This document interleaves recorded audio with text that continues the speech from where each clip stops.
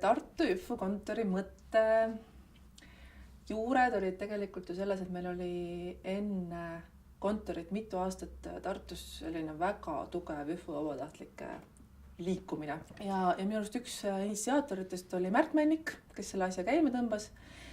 Ja kuna Tartus oli ülikool ja sinna järjest tuli juurde rohkem jõhvukaid, siis oli hästi loomulik, et sinna tekkis siuke tugev vabatahtlike tiim.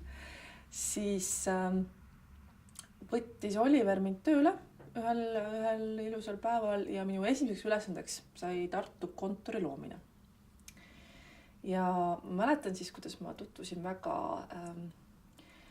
korralikult Tartu kinnisvaraturuga ja ühel hetkel sain siis aru, et selle hinna eest, mille eest mul siis paluti kontor rentida, oli võimalik saada selline keldriboks Annelinnas või siis kuur Veerikul. Ja ma olin juba suhteliselt alla andmas ja ma olin valmis minema Oliver ja Tere juurde ütlema, et kahju küll, aga ei ole võimalik. Aga siis ühel hommikul ma läksin kooli parasjagu mööda ülikooli tänavat, mis on siis Raekoja platsi tagant Tartust täiesti kesklinnas. Ja seal oli suur silt, rentida kontoripind. Ja ma mõtlesin, et see ei ole võimalik, et Tartu kallimas piirkonnas sisuliselt oleks normaalse hinnaga kontoripindu. Aga ma ei tea miks, ma otsustasin, et vahet ei ole, midagi mul kaotada ei ole, ma olen sisse ja küsin.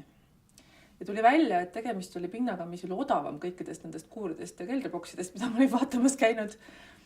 Ja nii me saimegi esimese sellise toa, kus meil hakkasid reaalselt olema inimene tööl, kus meil hakkas, ehk siis alguses mina, hiljem ka Kaisa, Treier Tammkivi oli seal tööl ja võib-olla veel ajutiselt teisi.